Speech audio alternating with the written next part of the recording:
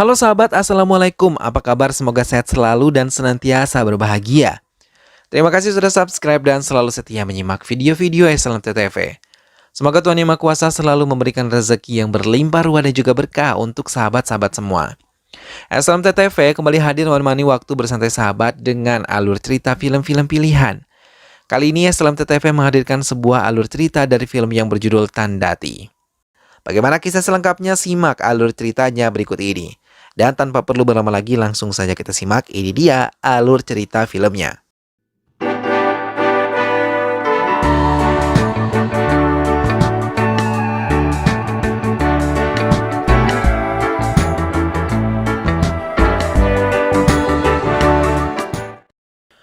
Rencana penangkapan Devarats yang selama ini diincar pihak kepolisian mulai direncanakan.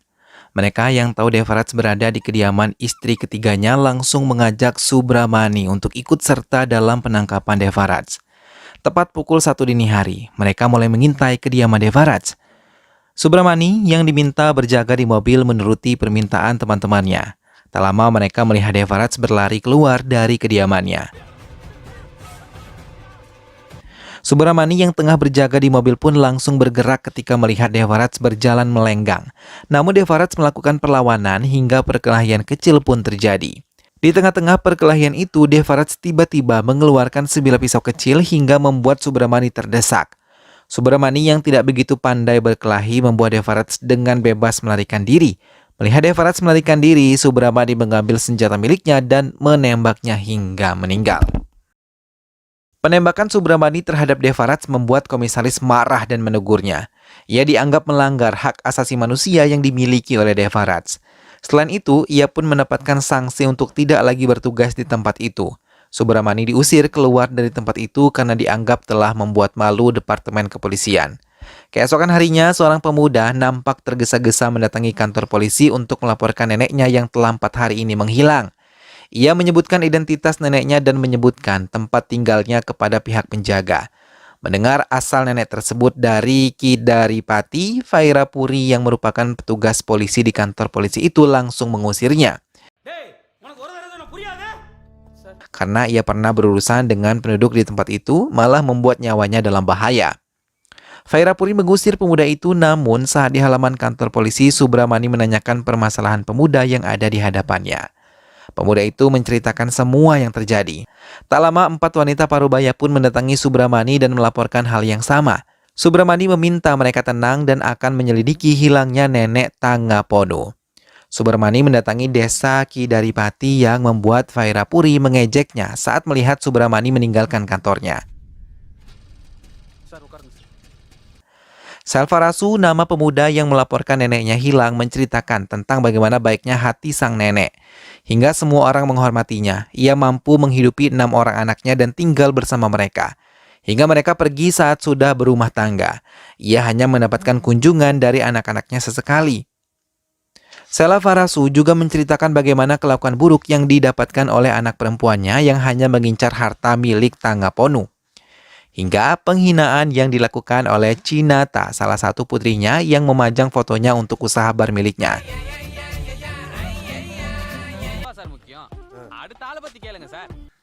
Tangapono juga memiliki seorang putra yang bernama Pandi Pandi.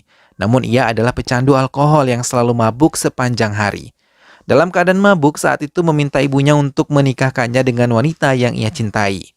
Mendengar hal itu, Tangapono merasa bingung dan ragu.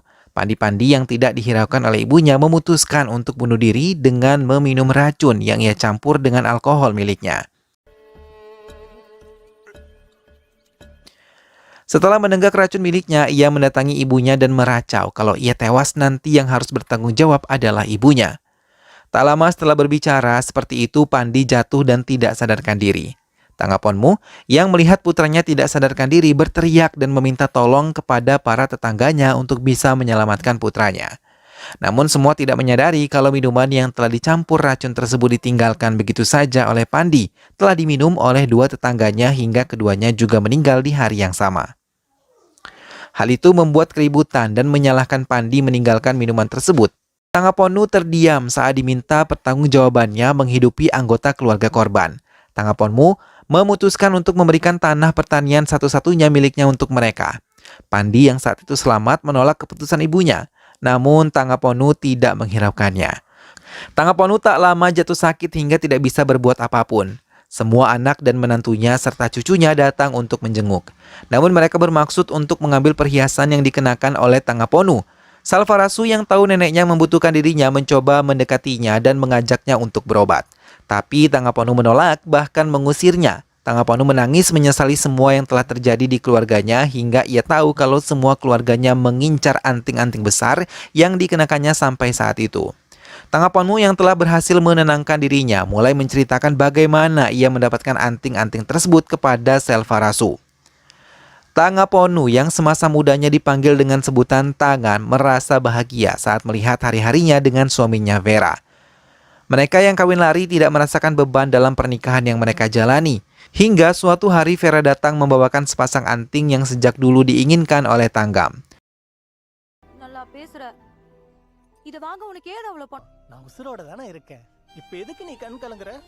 Di tengah-tengah kebahagiaan mereka, tiba-tiba Anaya, kakak laki-laki Tanggam, datang dan membuat keduanya ketakutan. Anaya yang tidak senang dengan pernikahan keduanya meminta Vera untuk meninggalkan adik perempuannya. Namun Tanggam malah memohon agar bisa dibiarkan hidup bahagia dengan Vera, pria yang sangat ia cintai selama ini. Bahkan ia meminta Anaya bisa memaafkan keduanya dan sebagai balasan dari itu semua, Tanggam berjanji akan pergi meninggalkan tempat ini dan Anaya tidak akan pernah melihat mereka lagi. Namun Anaya bukannya mengampuni malah menyiksa Vera dan juga Tanggam. Vera yang tidak bisa berkelahi hanya bisa pasrah menerima serangan dari anak buah Anaya. Ia bahkan tidak bisa menolong saat Anaya menyuruh anak buahnya untuk membuang tubuh Vera ke sungai dengan sebongkah kayu di tubuhnya. Tanggam memegang erat sepasang anting yang diberikan Vera hingga ia dibawa pergi oleh Anaya. Salvarasu mengakhiri ceritanya dan mengatakan sejak hari itu ia tidak lagi bertemu dengan neneknya. Ia tahu neneknya begitu tertekan dengan kehidupan seperti sekarang ini. Keduanya kini berkeliling di tempat keramaian sambil membawa foto Tanggam dan bertanya pada tiap orang yang mereka temui. Subramani juga meminta kepada kepolisian setempat untuk bisa membantunya, namun hingga malam tiba keduanya belum bisa menemukan tanda-tanda keberadaan Tanggam hingga Subramani begitu nampak kelelahan. Keesokan harinya Subramani masih melanjutkan perjalanan mencari Tanggam. Kali ini ia melebarkan pencariannya ke area terminal dan stasiun sampai ia melihat sosok Tanggam tengah berjalan seorang diri. Subramani mencoba berjalan mendekati Tanggam yang nampak kebingungan dan tiba-tiba tidak sadarkan diri. Subramani membawanya ke rumah sakit dan mengabari Salvarasu untuk bisa segera ke rumah sakit. Tim dokter yang mendapatkan tubuh Tanggam segera memeriksanya dan memberikan hasil laporannya kepada Subramani yang masih menunggu di ruang tunggu. Tak lama Salvarasu datang mendekatinya dan menangis ketika melihat neneknya keluar dari ruang IGD. Subramani mencoba menenangkan Salvarasu yang menangis sedih melihat Tanggam tidak bisa lagi diselamatkan. Tubuh Tanggam dibawa menggunakan ambulans. Salvarasu meminta Subramani untuk bisa ikut mengantar jenazah neneknya. Suara tangis menyambut kedatangan Tanggam di kediamannya. Semua merasa kehilangan. Persiapan kremasi pun langsung digelar dan dilakukan oleh semua putri-putrinya sambil diiringi tangis termasuk Pandi-Pandi yang merasa sangat menyesal telah banyak berbuat salah kepadanya. Subramani sendiri hanya terdiam melihat kesedihan keluarga tersebut. Namun di malam harinya semua menantu Tanggam membuat keributan untuk merebutkan tempat tinggal Tanggam untuk menjadi milik mereka. Subramani yang melihat hal itu mencoba menenangkan mereka. Namun mereka yang dalam keadaan mabuk tidak terima hingga membuat Subramani tidak bisa mengendalikan dirinya dan langsung menampar salah satu dari mereka. Tak lama semua bisa menenangkan diri dan membubarkan diri.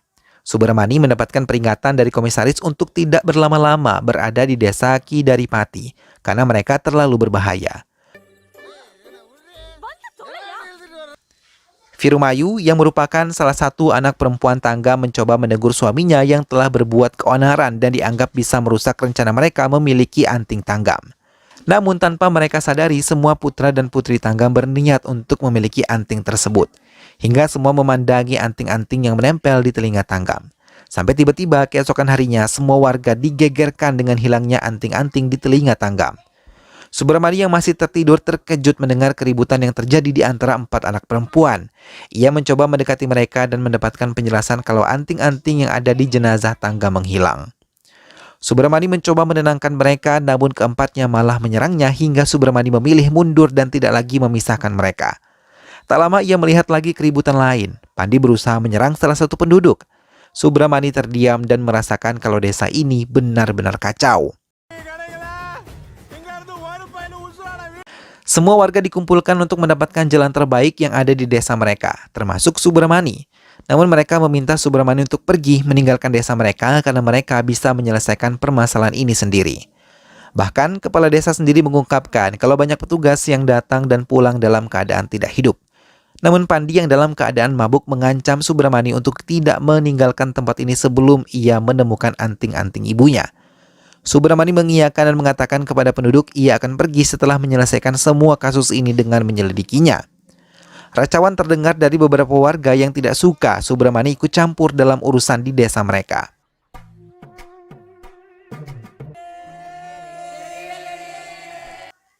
Subramani memasuki rumah Tanggam dan meminta keterangan kepada yang pertama kali melihat telinga Tanggam tidak menggunakan anting. Namun pertengkaran-pertengkaran kecil malah terjadi di sekitar Subramani, sampai mereka menyadari kalau Vairam tidak berada di tempat itu, hingga menimbulkan kesimpulan sendiri kalau Vairam yang telah membawa anting-anting seharga 1 lakhs keluar dari rumah itu sebelum orang lain menyadarinya.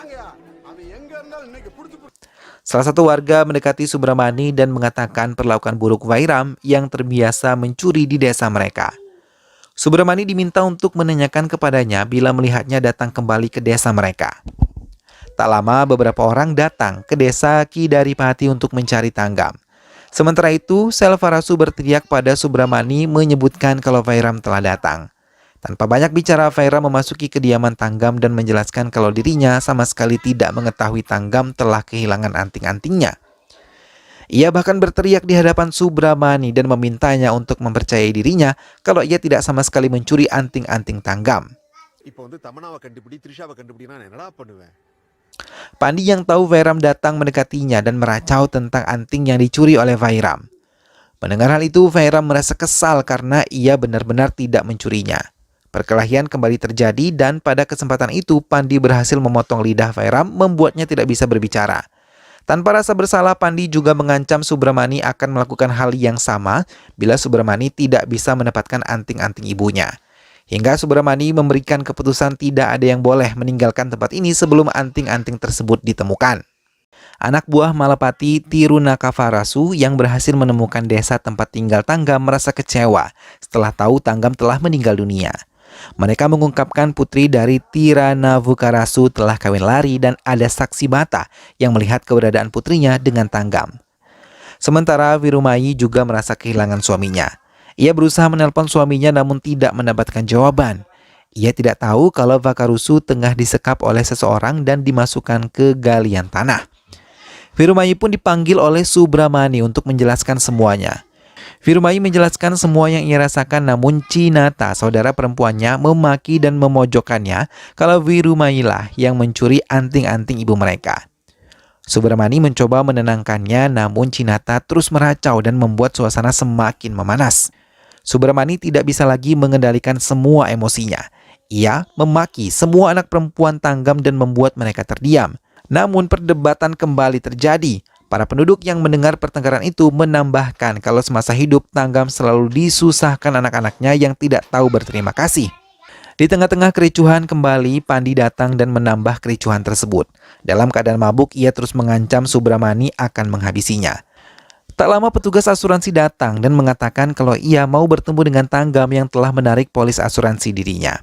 Petugas tersebut menjelaskan Tanggam telah menemuinya 4 hari yang lalu dan setelah melengkapi semua berkas yang dibutuhkan pihak asuransi, uang tersebut telah berhasil dikeluarkan. Kali ini petugas datang untuk menyerahkan uang tersebut kepada ahli warisnya. Mendengar kata uang dalam jumlah yang cukup, semua merasa gembira. Mereka mengakui kalau mereka adalah ahli waris dari Tanggam. Satu persatu, anak-anak Tanggam mulai memberikan tanda jempol mereka di atas dokumen penyerahan polis asuransi tersebut. Di tengah-tengah proses tersebut, tiba-tiba Tirunavukarasu datang dan meminta jenazah Tanggam tetap berada di tempatnya sampai putrinya ditemukan. Subramani memintanya untuk melaporkan kepada polisi tentang kawin lari yang dilakukan oleh putrinya. Namun, Tirunavukarasu menolak hingga membuat Subramani tidak bisa mengendalikan diri dan mulai memberikannya juga anak buahnya pelajaran. Mereka pergi meninggalkan tempat itu dan pihak keluarga Tanggam memulai proses kremasi untuk ibu mereka. Kembali, suasana menjadi haru karena semua menangis kecuali salah satu menantu yang terus menikmati makan siangnya tanpa sedikit pun merasa bersedih. Salvarasu dan Pandi memimpin proses kremasi diikuti keempat putri Tanggam dan penduduk lain. Tempat kremasi telah disiapkan dengan baik oleh semua keluarga. Setelah berdoa bersama, Salvarasu menutup semua tubuh neneknya dan Pandi yang menghidupkan api pertama untuk pembakaran jenazah ibunya. Air mata Pandi mengalir begitu saja mengiringi pembakaran jenazah ibunya. Subramani sendiri hanya bisa terdiam dan melihat keadaan anting yang ada di tangannya sambil memandang rombongan keluarga Tanggam yang pergi meninggalkan tempat itu. Ia teringat saat pertama kali melihat Tanggam dan menolongnya. Tanggam mengajaknya berbicara dengan alasan mengapa ia pergi meninggalkan tempat tinggalnya. Namun Tanggam tidak mau menjawab semua pertanyaan yang dikatakan oleh Subramani. Sampai akhirnya, Tanggam mau berbicara saat Subramani menyebutnya dengan sebutan nama Tanggam. Ia dengan cepat melihat tato yang ada di tangan Subramani dan mulai menyadari kalau Subramani adalah Vera yang dikiranya tewas saat ditenggelamkan oleh anak buah Anaya. Tanggam menangis sedih dan langsung memeluk Subramani dengan sebutan Vera. Ia menangisi mengapa Vera tidak mendatanginya setelah ia selamat. Subramani hanya terdiam dan menangis sedih sambil memegang kedua tangan Tanggam. Pelan-pelan Subramani menceritakan kalau saat itu ia diselamatkan oleh warga. Ia tahu Tanggam telah menikah dengan pria lain, hingga ia memutuskan tidak lagi datang menemui Tanggam. Subramani menangis menceritakan masa lalunya. Ia menceritakan saat pertama kali mendengar Salvarasu menceritakan asal-muasal anting tersebut. Ia benar-benar menyadari kalau nenek Salvarasu adalah wanita yang selama ini ia cintai. Bahkan ia sempat menangis haru karena ia bahagia. Ia mengatakan dengan jujur kepada Tanggam kalau selama ini ia sama sekali tidak menikah dengan wanita manapun. Tanggam menangis menyesali dirinya yang tidak setia. Namun keduanya tidak bisa menyalahkan takdir. Tanggam yang tetap memanggilnya dengan sebutan sayang menceritakan kalau selama 4 hari ini ia sama sekali belum makan. Mendengar keluhan itu, Subramani dengan cepat mencarikan makanan untuknya. Tapi saat ia kembali, Tanggam telah tidak sadarkan diri. Semua orang yang melihatnya langsung menolong. Subramani pun mencoba menyadarkannya hingga dengan cepat ia membawanya ke rumah sakit. Subramani memandang ke arah tumpukan kayu yang membakar tubuh wanita yang sangat ia cintai. Ia teringat bagaimana dulu Tanggam meminta kepadanya untuk dibelikan anting-anting yang dilihat dari seorang nenek. Subramani menaruh anting-anting tersebut di tengah tumpukan kayu itu dan merelakan terbakar bersama jasad Tanggam. Film pun selesai. Nah sahabat, itulah tadi alur cerita dari film yang berjudul Tandati. Begitu besar cinta yang dimiliki oleh Subramani kepada Tanggam hingga ia rela untuk tidak menikah demi menjaga kesetiaannya kepada Tanggam. Kendati ia sempat dipertemukan kembali dengan wanita yang dicintainya, ia harus merelakan bahwa maut telah memisahkan mereka kembali untuk selama-lamanya. Ia pun memberikan pengertian kepada anak-anak dari Tanggam atas perselisihan yang terjadi di antara mereka. Semua tidak ada yang menyangka bahwa kisah hidup Tanggam dan juga Subramani begitu tragis dan menyedihkan. Semoga sahabat semua terhibur setelah menyimak alur cerita film ini. Sampai berjumpa kembali di alur cerita film-film selanjutnya. Terima kasih sudah menonton. Sampai ketemu lagi, jangan lupa jaga kesehatan dan wassalamualaikum.